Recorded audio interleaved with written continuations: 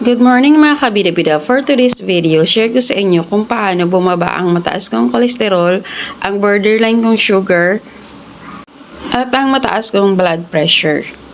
Sa pamamagitan lang ng diet or change ng lifestyle. Story time, dati na akong nagme-maintenance ng atorvastatin 20 mg a day. Tapos pinapatake na rin ako ni Doc ng metformin kasi nga mataas din ng aking sugar. Kasi natatakot daw siya na biglang tumaas yung sugar ko bago pa man ako makapag-follow up check-up sa kanya. So sabi ko, wag na muna Doc, dadaanin ko muna sa diet or change ng lifestyle. Kaya napadpad ako sa low carbs diet na ni-refer naman ng aking kaibigan ni si Maricel Brences Rana. Ang sabi niya, panoorin ko daw yung mga video ni Dr. Grace Rojo.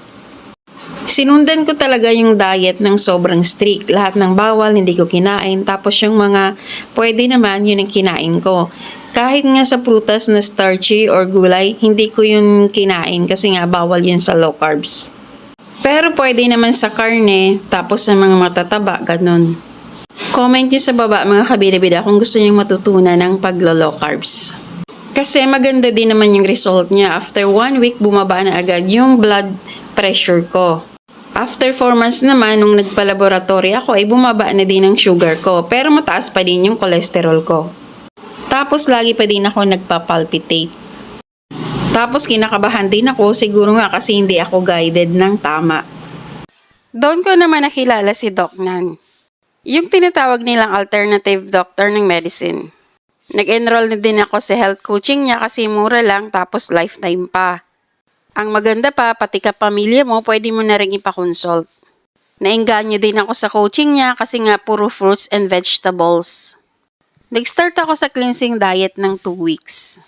After cleansing diet, nag-plant-based diet na. Pwede pa din naman kumain ng meat, pero chicken at beef lang ang preferred. Tapos yung isda naman ay dapat yung may mga kaliskis.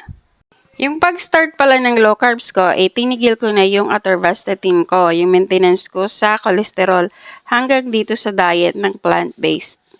After ilang months ng plant-based diet, nagpa-laboratory ako at maganda na yung result ko. Normal na yung blood sugar ko, pati na yung aking cholesterol. Ngayon, napapakain pa din naman ako ng pagkain ng mga healthy, katulad ng pagkain ng kanin at ng matatamis, pero syempre regulated na.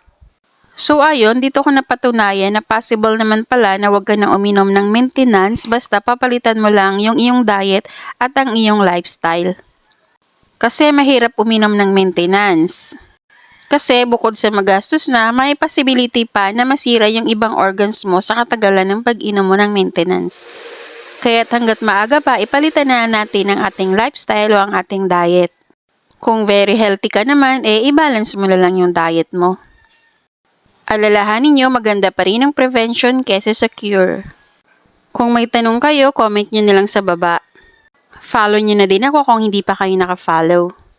Tapos share nyo na din sa iba para makatulong din. Yun lang, ciao!